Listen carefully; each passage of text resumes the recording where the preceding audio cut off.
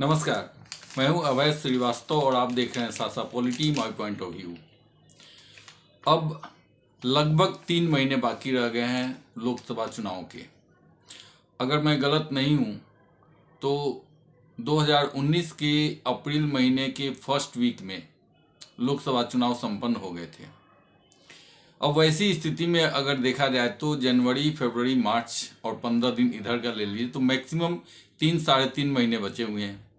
और ऐसी स्थिति में दोनों ही गठबंधन एनडीए, नेशनल डेमोक्रेटिक अलायंस, जो भारतीय जनता पार्टी और नरेंद्र मोदी के नेतृत्व में चुनाव में जा रही है, और शायद कांग्रेस के नेतृत्व में इंडिया गठबंधन भी चुनाव में आए। अब अगर अभी तक के का इन लोगों की रणनीति का, चुनावी ये राजनीतिक दलों की पार्टियों का चुनावी रणनीति का आकलन किया जाए तो राहुल गांधी और कांग्रेस जातिगत जनगणना को बड़ा मुद्दा बनाने पर अड़े हुए हैं। उन्हें लगता है कि ये ऐसा इशू है जिसके आधार पर वो हिंदू जनता को डिवाइड कर देंगे और मुस्लिम का थोक वोट उन्हें मिलेगा और वो सत्ता में आ सकते हैं। हिंदू वोट जो अभी तक 2014 और 2019 के चुनाव में नरेंद्र मोदी के पीछे लामबद्ध है, उसको डिवाइड करने के लिए, विभाजित करने के लिए इंडिया गठबंधन जातिगत जनगणना का मुद्दा उठा रहा है। लेकिन प्रधानमंत्री नरेंद्र मोदी ने स्पष्ट कहा है कि उनकी नज़र में मात्र 4 जातियां हैं: गरीब, किसान, युवा और महिला। लेकिन इसके साथ साथ ऐसा नहीं है कि वो सिर्फ कह रहे हैं। अभी तक का जो उनका चुनावी तैयारी का आकलन किया जाता है तो स्पष्ट दिखता है कि भारतीय जनता पार्टी अपने जो उनके और विपक्षी पार्टियां हैं उनसे चुनावी तैयारियों में शायद बहुत ही आगे दिखाई देती है। जिन पिछड़ों की बात अखिलेश यादव या उत्तर प्रदेश में समाजवादी पार्टी कर रही है, पीडीए मतलब पिछड़ा, दलित और अल्पसंख्यक, इन वोटों पर भी भारतीय जनता पार्टी ने अच्छी खासी अपनी पकड़ बनाई हुई है। हाल के दिनों में नरेंद्र मोदी ने पिछड़ा आयोग को संवैधानिक दर्जा दिया और पिछड़ा मोर्चा, ओबीसी मोर्चा ने गांव गांव चलो, घर घर चलो का नारा दे करके पिछड़ों में अपनी उपस्थिति को मजबूत किया है। उनके नारों को शायद बिहार में राष्ट्रीय जनता दल और उत्तर प्रदेश में समाजवादी पार्टी ये कह सकती थी कि ये इनके सिर्फ कहने की बातें हैं। लेकिन 3 राज्यों में जो विधानसभा चुनाव हुए और इन चुनावों में भारतीय जनता पार्टी की जो अभूतपूर्व विजय मिली, उसके बाद जो फैसले भारतीय जनता पार्टी ने किए, मुझे लगता है कि इसके दूरगामी परिणाम पड़ने वाले हैं। बहुत दिनों से भारतीय जनता पार्टी पर यह आरोप लगाया जा था, यहाँ तक कि अखिलेश यादव भी आरोप लगाते थे कि भारतीय जनता पार्टी ब्राह्मणों का अपमान कर रही है। उत्तर प्रदेश में इसे एक बहुत बड़ा इशू बनाने का प्रयास किया गया कि भारतीय जनता पार्टी के राज्य में ब्राह्मण उपेक्षित हैं। लेकिन राजस्थान जैसे राज्य में, जहाँ पर अभी तक राजपूतों का वर्चस्व हुआ करता था, वैसे राज्य में भजन लाल शर्मा को मुख्यमंत्री बना करके ये जो आरोप भारतीय जनता पार्टी पर लगते थे उसको भी उन्होंने खत्म कर दिया है। इसके अलावा अगर जाति राजनीति की ही बात की जाए तो छत्तीसगढ़ में एक आदिवासी को मुख्यमंत्री बनाना और एक आदिवासी को भारत के सबसे बड़े पद पर, राष्ट्रपति के पद पर आसीन करना, ये भारतीय जनता पार्टी के ऐसे निर्णय थे जिससे आदिवासियों के बीच में भारतीय जनता पार्टी की पहुंच उसकी पैठ अच्छी खासी हुई है। और मुझे लगता है कि एक तरफा वोट आदिवासी समुदाय का भारतीय जनता पार्टी को मिलने जा रहा है। उत्तर प्रदेश और बिहार में अखिलेश यादव हो या लालू यादव, तेजस्वी यादव, ये लोग यादव की राजनीति करते थे। अब ये लोग यादव की राजनीति अपने परिवार को आगे बढ़ाने के लिए करते थे, क्योंकि उत्तर प्रदेश में कोई यादव ये नहीं कह सकता कि मुख्यमंत्री पद का वो उम्मीदवार हो सकता है या वो सपने में भी मुख्यमंत्री बनने की सोच सकता है अगर वो समाजवादी पार्टी में है तो, या फिर लालू यादव के घर परिवार के अलावा कोई भी यादव बिहार में भी सपना में भी नहीं देख सकता कि वो बिहार का मुख्यमंत्री बन सकता है अगर वो राष्ट्रीय जनता दल का कार्यकर्ता है तो। लेकिन अगर वो भारतीय जनता पार्टी में है तो वो किसी भी पद पर पहुंच सकता है। इसे प्रमाणित किया है नरेंद्र मोदी ने मध्य प्रदेश जैसे राज्य में एक यादव को मुख्यमंत्री बनाकर। और मध्य प्रदेश के जो मुख्यमंत्री हैं उनका ससुराल है यूपी में, कानपुर के नज़दीक।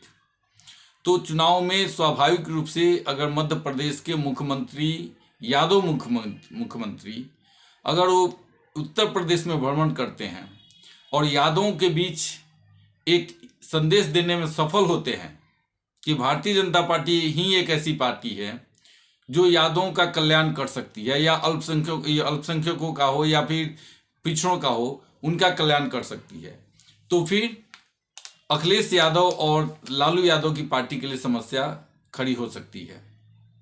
अल्पसंख्यकों के बीच में भी जो पसमानदा मुसलमान हैं उनके लिए बहुत सारी योजनाएं लेकर के नरेंद्र मोदी गए हैं। नरेंद्र मोदी ने उनके लिए योजनाएं चालू की हैं और मुझे लगता है कि इसका फ़ायदा उन्हें मिल भी रहा है। लाभार्थी का एक बहुत बड़ा वर्ग तो पहले से ही तैयार था, और किसान योजना हो या जनधन योजना हो, इन सबसे जो एक डायरेक्ट बेनिफिशियरी रहे हैं, इसका लाभ भी पिछड़े वर्ग हो या दलित समाज हो या अल्पसंख्यक हो, उन्हें भी मिलता रहा है। तो इन सारी योजनाओं से ऑलरेडी पहले से ही बहुत सारे पिछड़े, दलित और अब आदिवासी समुदाय हो या फिर अल्पसंख्यक हो, भारतीय जनता पार्टी से जुड़ रहे थे। इसके अलावा हाल ही के दिनों में, अभी पिछले महीने ही प्रधानमंत्री ने दिल्ली के द्वारका में एक योजना चालू की थी, विश्वकर्मा योजना। इस योजना के तहत जितने भी छोटे गरीब लोग हैं, जैसे कुम्हार हुआ, धोबी, नाई, बढ़ई, राजमिस्त्री, ऐसे लोगों के लिए कम ब्याज दर पर ऋण उपलब्ध करने के लिए विश्वकर्मा योजना को शुरू किया गया। ये योजनाएं भी अब धरातल पर पहुंचने लगी हैं और लोगों को इसका फ़ायदा मिल रहा है। यानी अगर कोई बढ़ई है, उसे कोई अपना स्वरोजगार करना है तो बहुत ही कम ब्याज पर उन्हें ऋण उपलब्ध कराया जा रहा है। तो इन सब कारणों से ये सारे ऐसे फैक्टर हैं जिसके चलते पिछड़ा वर्ग हो, दलित समुदाय हो या फिर आदिवासी समुदाय हो, उसमें भारतीय जनता पार्टी की अच्छी पकड़ बनी हुई है। लेकिन भारतीय जनता पार्टी इतने पर ही संतुष्ट नहीं है। जो एक यूनिफाइंग बॉन्ड के रूप में काम करता है, उसका हिंदुत्व का फॉर्मूला, वो भी जोर शोर से सामने आ रहा है। 22 जनवरी को अयोध्या में जैसे ही राम मंदिर का उद्घाटन होगा, ये तय है कि पूरा भारत राममय होने वाला है। खास करके उत्तर भारत में राम मंदिर के उद्घाटन की महीनों चर्चा होने वाली है। लाखों करोड़ों लोग अयोध्या दर्शन करने आने वाले हैं और इसका एक सकारात्मक प्रभाव भाजपा की राजनीति पर पड़ने वाली है। इसके अलावा अयोध्या के रास्ते, जो विश्वनाथ कॉरिडोर का जो काम हुआ है अयोध्या के बाद, अब विश्वनाथ कॉरिडोर के बगल में विश्वनाथ मंदिर से सटा हुआ ज्ञानवापी मस्जिद का भी सर्वे का काम पूरा हो गया है। और ऐसा लगता है कि देर सवेर ज्ञानवापी मस्जिद का संपूर्ण एरिया, चाहे वो आंदोलन के द्वारा हो या कोर्ट के निर्णय के द्वारा हो, लेकिन वो विश्वनाथ मंदिर के अंदर आने वाला है। अभी कल ही इलाहाबाद हाई कोर्ट ने मथुरा में भी श्री कृष्ण मंदिर के नज़दीक जो मस्जिद है, शाहीदगाह मस्जिद, उसके 13.5 एकड़ ज़मीन पर भी सर्वे के लिए अनुमति दे दी है। तो कृष्ण मंदिर और विश्वनाथ मंदिर में जो सर्वे हो रहा है या हुआ है, ये भी हिंदुओं को एकत्रित करने के लिए, उनकी धार्मिक एकता को बढ़ाने में काम आएगी और एक तरह से ध्रुवीकरण करेगी। इस ध्रुवीकरण का फ़ायदा भी भारतीय जनता पार्टी को मिलने वाला है। तो समग्र में देखा जाए तो भारतीय जनता पार्टी स्पष्ट रूप से ये चुनाव जीतने की कगार पर है। और इसीलिए इस बार भारतीय जनता पार्टी का नारा है, अब की बार 400 पार। 400 पार होंगे नहीं होंगे ये तो चुनाव परिणाम बताएंगे। लेकिन जब हम देखते हैं कि इसकी जगह जो विपक्षी पार्टी हैं वो कहाँ हैं, तो विपक्षी पार्टियों की स्थिति ये है कि चुनाव परिणाम आने के साथ ही विधानसभा का जो चुनाव परिणाम हुआ, विधानसभा के चुनाव परिणाम के जस्ट बाद कांग्रेस पार्टी ने दिल्ली में एक मीटिंग बुलाई इंडिया गठबंधन की, लेकिन उसमें कोई भी दल आने को तैयार नहीं हुआ। अब फिर से 19 दिसंबर को एक मीटिंग बुलाई गई है, उसमें कौन कौन पार्टी आती है, कौन कौन नेता आते हैं, देखने वाली बात है। और उसमें सीटों पर समझौता हो पाता है या नहीं। लेकिन अगर अभी से देखा जाए तो ममता बनर्जी किसी भी हालत में वामपंथी पार्टियों के साथ इंडिया में रहना पसंद नहीं करेंगी, क्योंकि जो भी लोग टीएमसी में आज हैं वो कभी न कभी वेस्ट बंगाल में वामपंथी हुआ करते थे। ममता बनर्जी का वामपंथी पार्टियों के साथ जाना उनके लिए अपने हार को निमंत्रण देना है।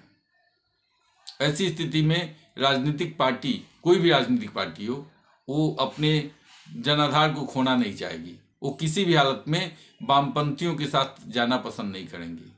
इसके अलावा अखिलेश यादव ने कई बार कांग्रेस को चालू पार्टी, धोखेबाज पार्टी कहा है और विधानसभा चुनाव में अखिलेश यादव का भरपूर बेइज्जत किया गया कांग्रेस के द्वारा।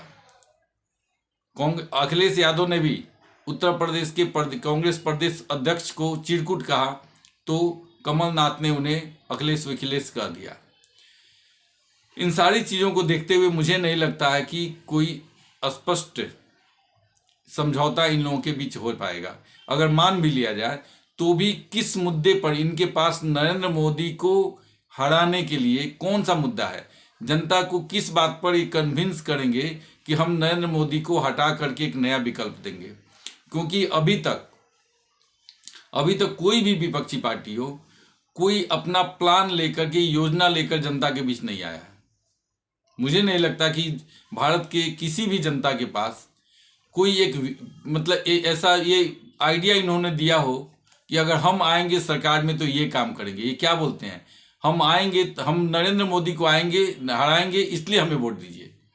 भाई नरेंद्र मोदी को आप हराएंगे, अच्छी बात है, हरा करके आप करेंगे क्या, आपकी योजनाएं क्या है? अगर आप नरेंद्र मोदी को हरा देते हैं तो आप क्या करेंगे? इसका कोई रोल मॉडल इनके पास नहीं है। ऐसे में भारत की जनता इनके साथ जाएगी, इसमें पूरा संदेह है, क्योंकि ये अब 1960 वाली जनता है नहीं है। सोशल मीडिया का ज़माना है, लोगों को पता चल रहा है कि नरेंद्र मोदी क्या कर रहे हैं, नरेंद्र मोदी की आर्थिक योजनाएं क्या हैं, विदेश नीति उनकी क्या है, देश का विकास हो रहा है या नहीं हो रहा है। क्योंकि लाख ये महंगाई बेरोजगारी की बात करें, लेकिन अगर बेरोजगारी है, महंगाई है, तो फिर जनता सड़क पर आती। जनता को भी पता है कि महंगाई है तो उनकी आमदनी भी बढ़ रही है, आमदनी बढ़ रही है, इसलिए महंगाई पर उतना वैसा कोई विरोध दिखने को नहीं मिलता। क्या मध्य प्रदेश, छत्तीसगढ़ और राजस्थान में महंगाई नहीं है? क्या वहाँ बेरोजगारी नहीं है? अगर चुनाव भारतीय जनता पार्टी जीतती है, इसका मतलब है कि जनता के लिए ये मुद्दे गौण है। उन्हें पता है कि नरेंद्र मोदी की नीयत साफ है, वो साफ नीयत से देश विकास में लगे हुए हैं। ऐसे में एक राष्ट्रभक्त जो दिन रात देश के विकास में लगा हुआ है और एक आदमी जो नॉन सीरियस लीडर हो, तो क्यों जनता नॉन सीरियस लीडर को जिताने जाएगी एक सीरियस नेता को